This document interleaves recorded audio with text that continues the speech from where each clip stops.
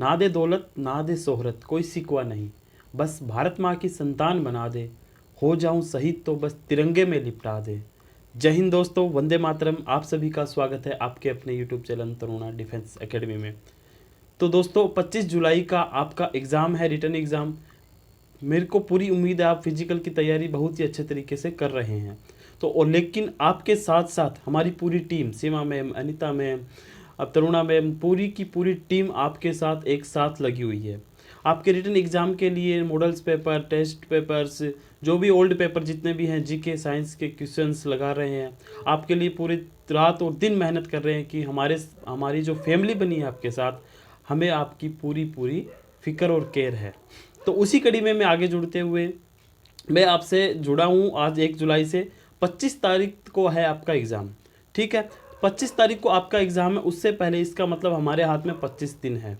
अभी भी कोई अगर आपसे कोई टॉपिक्स रह गया है, कोई कॉन्सेप्ट क्लियर नहीं हुआ है, तो आप वह बेफिक्र होकर हमें बता सकते हैं, मैम को व्हाट्सअप कर सकते हैं। हम एक एक टॉपिक पर पूरे अच्छे से वीडियो बनाएंगे ताकि आपका एक एक क्वेश्चंस हम कंप्लीट करवा सके, एक भी क्वेश्चन ना रहे, ठीक है। तो अभी क्या है, सारे एग्ज़ाम के लिए आपके प्रैक्टिस पेपर चले हुए हैं, सभी लोग करवा रहे हैं बेहतर से बेहतर प्रैक्टिस पेपर। और आप भी एक बात बताऊं, कंटिन्यूटी मत छोड़ना।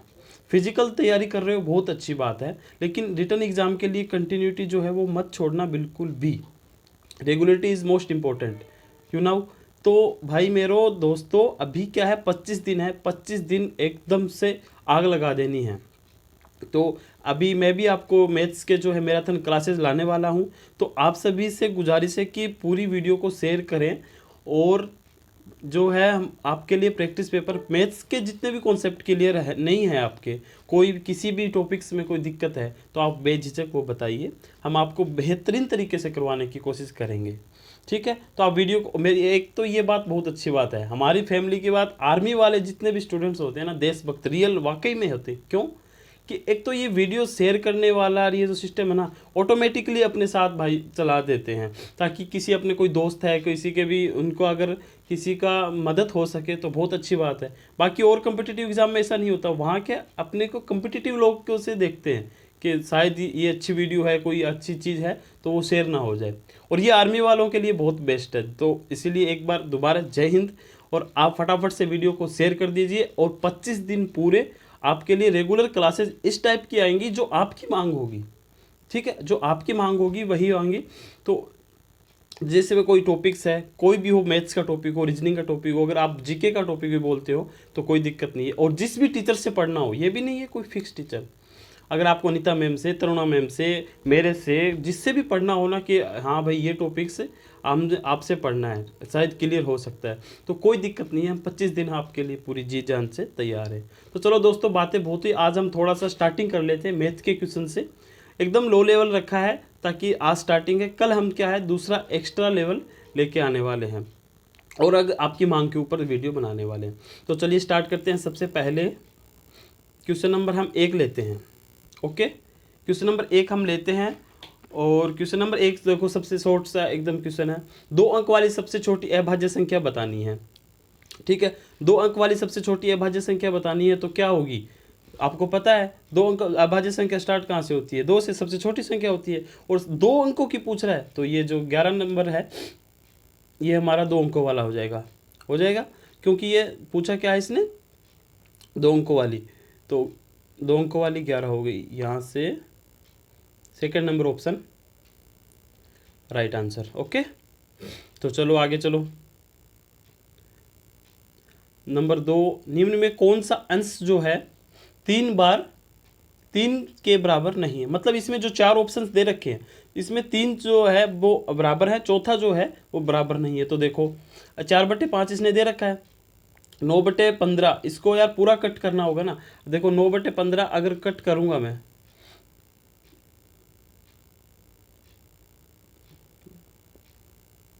9/15 लिया, ठीक है। इसको ये कट आगे हो तो रखा है ना, 3 के पारे से कट हो रखा है, इसमें 3 का भाग दिया, ठीक है, इसमें भी 3 का भाग दिया, आगे 5 आ रहा है, ठीक है। लेकिन आगे देखो 6/10 ये भी कट रहा है, ये किससे कटेगा, 2 के पारे से, तो कितना भिन्न बनेगी, 3/5 ये हो रहा है। तीसरी 3/5 पहले से ही है, ठीक है। तो इसका मतलब क्या हुआ, पहली जो है ना 4/5 वही अलग है, बाकी सब 3/5 आ रही है, तो पहली अलग है, भिन्न हो गई ना अलग से। ठीक है मेरे दोस्तों, आगे चलो। पहले 10 विषम प्राकृतिक संख्याओं का माध्य क्या होगा। अरे भाई पहले 10 विषम प्राकृतिक संख्याओं का माध्य पूछा है ना, तो सबसे पहले तो ये देखो विषम पहली संख्या कौन सी होगी। ठीक है, 1 से, ठीक है, यहाँ से इसको सेट कर लेते हैं, इसको पेन, ये देखो यहाँ से इसको सेट करते हैं। ठीक है, आपको पता है कौन सी होगी, कौन सी होगी, 1 3 5 फिर आगे 7 9 ऐसे करके विषम संख्या, लेकिन यहाँ की कितनी तक जाएगी, 10 संख्याएं तक, ऐसे करते करते 10 संख्या तक जाएगी आएगी। 10 संख्या जितनी, पहली संख्या कितनी हुई, पहली संख्या 1, ठीक है, पहली संख्या 1 और दूसरी संख्या 19, ठीक है, और औसत निकालते हैं, क्या करते हैं उसमें हम 2 का भाग लगा देते हैं, 2 का भाग लगाया तो कितना हुआ 20/2, 20/2 यानी 10। ठीक है, ये छोटे छोटे क्वेश्चन है, मेरे को पता है, इसलिए मैं ज़्यादा टाइम नहीं लगा रहा इन पे समझाने के लिए, आपको आते हैं, मेरे को पता है। चलो आगे, 1 घंटे में 1 दिन का अनुपात क्या होता है। 1 घंटे और 1 दिन का अनुपात पूछा है, 1 घंटे और 1 दिन का अनुपात कितना होगा। देखो 24:1 और 1:24 दोनों दे रखा है ना इसने, लेकिन पहले कौन सा आ रहा है, 1 घंटा आ रहा है, पहले कौन सा आ रहा है, 1 घंटा आ रहा है ना, इसलिए देखो 1 अनुपात फिर 24 का पूछा है। ठीक है, 1 दिन का तो 1/24 में पूरा क्या होता है, 1 दिन में 24 घंटे होते हैं, तो लास्ट वाला आंसर हो जाएगा। ओके आगे चलो, 200 रुपये का 5%। मेरी क्लास में ये टिप्स वगैरह बहुत मिलेगी, मतलब ये है कि हमें आसानी से दिमाग से कर सकते हैं, पेन चलाने की जरूरत नहीं है, मैं ज़्यादा से ज़्यादा ये कोशिश करूँगा।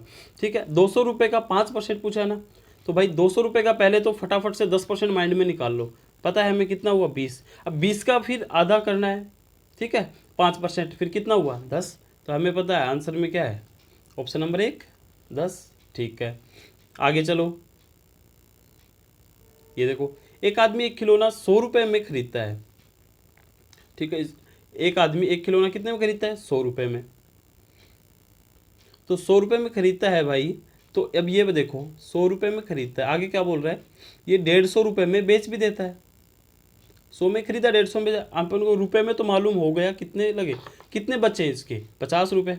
ठीक है 50 रुपये, लेकिन ये क्या पूछ रहा है, प्रतिशत का लाभ प्रतिशत से हमें बताना है। ठीक है, तो इसका मतलब क्या हुआ कि 50 इसने बचाए, कितने में से, कितने लगाए थे इसने, क्रय मूल्य पे निकलता है हमेशा लाभ हानि, आपको पढ़ाया होगा सीमा मैम ने। ठीक है, तो फिर आगे प्रतिशत के लिए 100 से फिर मल्टीप्लाई, 100 से बचा कितना 50% ही, तो इसका मतलब 50% हमारा सही आंसर हुआ। चलो आगे, अब देखो सालाना 10% ब्याज, 7,000 इसने मूलधन दिया है, 4 महीने के लिए ब्याज कितना होगा, बस इतना सा पूछा है, तो वही देखो PRT/100 आपने पढ़ा होगा, मूलधन इंटू दर गुणा समय/100। ठीक है, तो फिर ये देखो यहाँ से कितना कर देंगे कि 7,000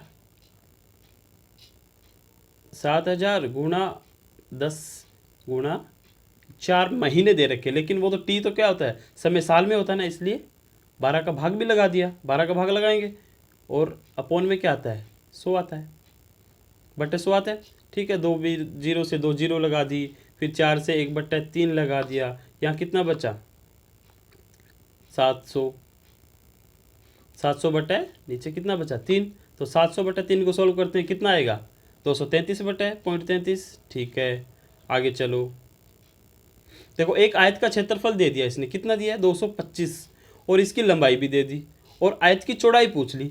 अब हमें ये तो मालूम है ना, आयत की लंबाई गुणा चौड़ाई करते हैं, ये देखो लंबाई गुणा चौड़ाई करते हैं, तो क्या आएगा, एरिया आएगा, क्षेत्रफल आ जाएगा। अब लंबाई का तो हमें पता है कितनी है 17, और चौड़ाई का पता नहीं है, एरिया का फिर पता है हमें कितना है 225। तो अब मेरे को बी निकालना है, मेरे को क्या करना है 225 बी निकालना है मेरे को, तो 225 में भाग दूंगा मैं कितने का 17 का, तो 17 का भाग दिया तो 17 1 17, फिर बच गए यहाँ पे 5 15, तो फिर 13 और पॉइंट लगाया, फिर 17 दूनी 34। ठीक है, यहाँ तक एक डिजिट पॉइंट के बाद में अगर 1 डिजिट 2 डिजिट दिख जाए ना, तो वो आप ऑप्शन में देखा करो, वो मिलेगा ऑप्शन। ओके चलो आगे, 200 और 300 के बीच 13 से विभाजित होने वाली कितनी संख्याएं होंगी। तो देखो यहाँ करना क्या है, यहाँ इतना ही करना है हमें कि 200 और 300 के बीच, ठीक है, 200 और 300 के बीच, देखो 200 से हम कहाँ तक जाएंगे कि 200 से पहले 201 सोचेंगे, 202 सोचेंगे, ऐसे तो सोचते हमें पता है कि 201 में नहीं जा रहा, 2 में नहीं जा रहा, लास्ट कितने पे जा रहा है 200, लास्ट कितने में जा रहा है 208 पे गया, ठीक है। अब हमें पता है कि 208 पे गया ही, उसके बाद इसमें 13 जोड़ते जाएंगे, 221 पे गया, फिर 13 जोड़ा, इसमें कितने आएंगे 234, फिर इसमें 13 जोड़ दिया 247, फिर 13 जोड़ा 260, ऐसे करते करते कितने जाएंगे, जोड़ते जाएंगे, कहाँ तक जोड़ेंगे, हमें जोड़ना कहाँ तक है 300 से पहले तक, 300 से पहले तक। देखो 300 से पहले 299 में जा रहा है ना, 13 का भाग जा रहा है ना, ठीक है। तो इसका मतलब अभी हम संख्या काउंट कर लेते हैं, और ये कितनी आएंगी 1 2 3 ऐसे काउंट करेंगे तो ये 8 आएंगी। ये तभी है जब हमें 4 5 8 10 तक कोई गिनती निकालनी हो, बाकी इसका मेथड अलग है, ठीक है। तो हम यहाँ 8 पे क्लिक कर देते हैं, बाकी इसका लेकिन यहाँ अपना लेवल में ये इतना ही पूछेगा, 4 से लेके कोई 5 पूछ लिया, 8 पूछ लिया, इतनी ही संख्या पूछी जाती है, तो ईजिली ऐसे कर सकते हैं हम, ठीक है। अब आगे देखो 3 के पहले 5 गुणकों का औसत, तो भाई 3 के पहले 5 गुणक का पहले मालूम तो होना चाहिए कितने हैं, ठीक है। तो 3 का पहला गुणक तो सबसे पहली बात खुद ही है 3, ठीक है भाई। अब देखो पहले औसत पूछा है ना, तो ऐड करते जाएंगे इसको, 3 खुद है, 3 के बाद 6, ठीक है, 9, 3 का पढ़ाई तो लेना है 12, और ये 15, कहाँ तक जाना था 5 तक, कितने हो गए 5 हो गए। और औसत निकालने के लिए क्या करते हैं, यही तो करते हैं कि ऊपर जितनी संख्या है उसको जोड़ देते हैं, और जितनी संख्या है उसका भाग दे देते हैं। कितनी संख्या है ये 5, इन सबको जोड़ा, 6 3 9 9 18 12 और 15 45 45, इसमें भाग किसका 5 का, कितने आए 9 5 45, तो 9 हमारा राइट आंसर हो गया। ओके आगे चलो, समझ में आ रहा ना दोस्तों। ये देखो, अब देखो इसी क्रम की अगली संख्या क्या होगी, इसका मतलब हमें ये क्रम दे रहा है, देखो 8 27 64 125 ये क्रम दे रखा है, तो हमें माइंड लगाना होता है कि थोड़ा सा क्या देखें, या तो लगभग आपको कोई ऐड होता हुआ मिलेगा, संख्या ऐड होती हुई, या फिर कोई मल्टीप्लाई होते हुए मिलेगा, या क्यूब और स्क्वायर, इन चारों में से लगभग 99% आपको मिलेंगे। तो यहाँ देखो हम देखते हैं क्यूब हो रखी है, 8 किसकी क्यूब होती है 2 की, 27 किसकी क्यूब होती है 3 की, अब देखो 4 की क्यूब, आगे 5 की क्यूब, 6 की, 7 की, 7 के बाद फिर ये देखो हमें पता चल गया कि ये लगातार चलती आ रही है ना, तो इसका मतलब आगे 8 की क्यूब आएगी। तो 8 की क्यूब जो कितनी है, 8 की क्यूब आएगी हमें पता है, तो 8 की क्यूब कितनी होती है 512, ये तो याद है, और याद ना हो तो भी आप निकाल सकते हो मल्टीप्लाई करके, ठीक है। तो 512 हमारा राइट आंसर होगा। चलो आगे, प्राकृतिक संख्या कहाँ से शुरू होती है, ठीक है, प्राकृतिक संख्या कहाँ से शुरू होती है भाई, इसने ये पूछा है, तो हमें पता है प्राकृतिक संख्या 1 से शुरू होती है। मेरी क्लासेस भी रखी हुई है यहाँ पे तरोना डिफेंस एकेडमी में, जिसमें नंबर सिस्टम का पूरा सिस्टम है, ठीक है, पूरा। तो इसमें प्राकृतिक संख्या 1 से स्टार्ट होती है, हमें पता है, देखो मैंने बताया था 1 से, वो मैंने बताया था जहाँ कुछ सब कुछ है वो प्राकृतिक संख्या है, नेचुरल चीज़ें, तो वहाँ से अगर क्लास भी देख सकते हो, बाकी ठीक है, इतना नॉर्मल चीज़ें, कोई दिक्कत नहीं है। देखो सबसे छोटी अभाज्य संख्या, ये पर्सन भी ऊपर शायद आया था, नहीं इससे थोड़ा रिलेटेड आया था, तो सबसे छोटी अभाज्य संख्या कौन सी होगी 2 होगी, हमें पता है 2 से स्टार्ट होती है अभाज्य संख्याएं। चलो आगे, एक वृत्त की परिधि दे रखी है 88 मीटर, इसकी त्रिज्या ज्ञात कीजिए। देखो दोस्तों हमें क्या दे दी, परिधि, तो ये दे रखा, इसका मतलब क्या हुआ कि हमें कोई समीकरण बना दें, इसका बना दें। वृत्त की परिधि क्या क्या फॉर्मूला होता है हमें पता है, 2πr होता है, ठीक है। और ये किसके बराबर दे दी हमें 88 के बराबर। ओके, अब हमें क्या करना है, हमें पूछा क्या इसकी त्रिज्या, इसका मतलब देखो आर का मान पूछा है, आर का मान ही तो पूछा है, तो हम क्या करते हैं, आर का मान पूछा है तो हम क्या करते हैं, आर इधर से हमने रख लिया और 88 को वही है, और 2π जो है वही वहाँ पे भेज देते हैं, 2 का 2 रख दिया, पाई की जगह क्या रख देता हूँ 22/7, तो 22 नीचे रहेगा और 7 ऊपर चला जाएगा, ठीक है। 22 और 88 कट रहे हैं कितनी बार, 4 बार, ठीक है। फिर 7 चौक 28 ऊपर लिख रहा हूँ, नीचे कितने हैं 2, कटेगा कितने आएंगे 14, राइट आंसर। ओके चलो आगे, किसी दो संख्याओं का योगफल 22 है तथा उनका गुणनफल 40 है। देखो ऐसी जब भी देना कि कोई दो संख्याएं दे दी, ठीक है, और उनका गुणन, दो संख्याएं दे दी और उनका गुणनफल दे दिया, और पूछ ले संख्या का व्युत्क्रम यानी कि इन्वर्स पूछ लिया। ठीक है, तो कुछ नहीं करना मेरे दोस्तों, ऊपर हमें क्या करना है, ऊपर हमें गुणनफल को लिख देना है। ऊपर हमें देखो, ऊपर क्या आता है, हमेशा ऊपर आता है योग। ओके, और नीचे क्या आएगा, गुणनफल। ये देखो कुछ भी नहीं करना एक्स्ट्रा काम, ये इतना याद रख लेना बस। अगर ऐसा पर क्वेश्चन कभी भी दिखता है तो हमें पता योग कितना दिया इसने, 22, और गुणनफल कितना दिया, 40। पूछा क्या व्युत्क्रम, तो ये लगा देना है। तो फिर 2 से लगाया तो 11 और 18 20। देखो है क्या अपने ऑप्शन में, ये रहा। ओके, चलो आगे देखो, किसी त्रिभुज का एक कोण बाकी 2 कोणों के योगफल के बराबर है। ठीक है, तो ये देखो ज्योमेट्री, एक दो बच्चे बोल रहे थे स्टूडेंट्स मेरे को कि ज्योमेट्री जो है वो करवा अच्छे से, थोड़ा और समझ में आए। तो अगर आप देख लो, आपको लग रहा है तो कोई दिक्कत नहीं है, 25 दिन है हमारे पास, एक एक टॉपिक हम अच्छे से कर सकते हैं, कोई दिक्कत नहीं है। हम रात और दिन मेहनत करने के लिए तैयार है, पूरी टीम आपके लिए। बस आपके सिलेक्शन का हमें वो इंतज़ार है उस दिन का, जब साथ में हमें पार्टी करनी है। ओके, तो चलो देखो, किसी त्रिभुज का एक कोण बाकी 2 कोण के योगफल के बराबर है, तो बताएं त्रिभुज। अब भाई इसमें देखो क्या कहा है, इसमें ये कहा है इसने कि त्रिभुज जो है उसके 3 कोण होते हैं। ठीक है, इसकी जगह कहाँ से लूँ मैं, थोड़ा इसको, कोई दिक्कत नहीं, मैं तुम्हारे लिखने के लिए यहाँ से जगह ले लेते हैं। चलो देखो, 3 कोण होते हैं ना, ए माना, बी और सी, तीनों कोण, इनका योग 180 होता है। ये तो आपको सबको पता है। ठीक है, अब देखो ये क्या बोल रहा है कि एक त्रिभुज में जो 2 कोण है ना, मतलब ये देखो एक कोण 2 कोणों के योगफल के बराबर, चाहे इन दोनों को जोड़ो चाहे इन दोनों, किन्हीं भी 2 जोड़, जैसे मैंने जोड़ा यहाँ पे बी और कोण सी को अगर जोड़ता हूँ तो कोण ए के बराबर है। क्या मैं सही बोल रहा हूँ, क्वेश्चन यही बोल रहा है कि 2 कोणों को जोड़ने के बाद एक कोण के बराबर आ जाता है। ठीक है, तो अब देखो ए की जगह मैं क्या रख सकता हूँ, बी और सी रख सकते हैं। देखो ए की जगह यहाँ पे बी और सी रखेंगे, तो देखो यहाँ पे रखा, फिर ए की जगह बी रख दिया, सी रख दिया, और आगे देखो बी और सी, ये देखो है ही कोण बी प्लस कोण सी, कितना 180, वही 180 सामने रखा है। ठीक है, अब देखो 2 बी है और 2 सी है, तो ये देखो यहाँ पे लिख रहा हूँ, यहाँ देखो 2 बी प्लस, ये आएगा नहीं आएगा, बराबर में कितना 180 बना है ही। ठीक है, अब देखो आगे कि इसने क्या किया, इसको बारीक कर लेते हैं। चलो अब देखो यहाँ से b प्लस सी का मान क्या रह गया, 2 इधर बटा में जाएगा, तो 180 में 2 का भाग जाएगा सीधा ही 90। ठीक है, अब इसका देखो क्या निकल के रिजल्ट कि इस त्रिभुज में जो 2 कोण है ना बी और सी, उन दोनों का योग 90 है।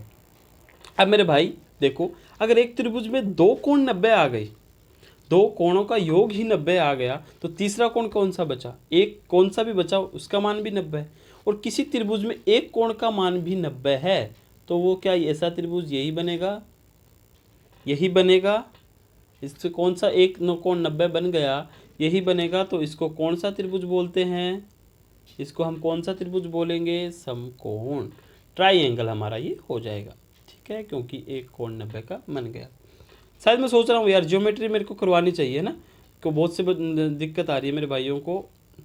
चलो आगे देखो, किसी 2 संख्या का ये हो गया हमारा, किसी त्रिभुज का ये हो गया। चलो ये देखो, अब हमें देखो trigonometry, trigonometry trigonometry trigonometry trigonometry में दिक्कत तो नहीं आनी चाहिए बाकी।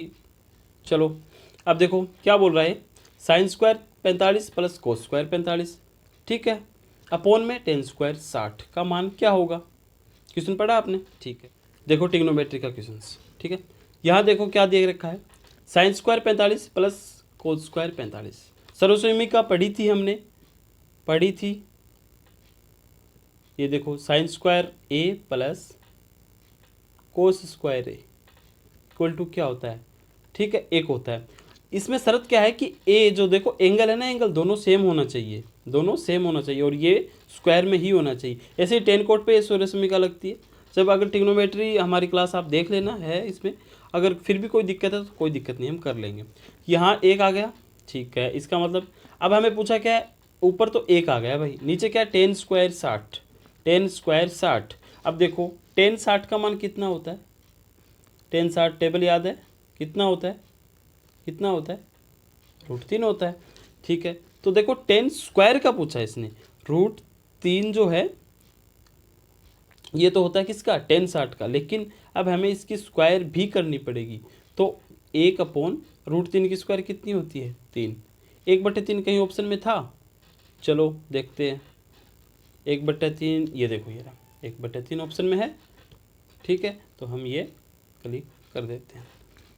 तो ये तो दोस्तों क्या थे, सिंपल सिंपल कुछ क्वेश्चंस थे, ठीक है, आप देख लेना, कोई ज़्यादा हार्ड नहीं थे। मैं सोच रहा था बस ऐसे ही आज तो आपसे बातें करने आया था मैं, लेकिन ये इसके साथ कुछ क्वेश्चन कर लेते। अगले दिन से हम लेवल बढ़ाएंगे क्वेश्चंस का, क्वेश्चंस की संख्या बढ़ाएंगे, और जो आपकी डिमांड होगी जिसमें आपको कोई भी प्रॉब्लम है, हम आप सभी साथियों के साथ एक साथ खड़े हैं। 25 जुलाई का हमें इंतज़ार है, आपसे ज़्यादा हमें आपके सिलेक्शन की ज़रूरत और उम्मीद है। हमें बहुत खुशियाँ होंगी आप अगर सिलेक्टेड होते हो। Thank you so much. एक बार वीडियो को शेयर ज़रूर कर लीजिएगा। Thank you, bye, take care.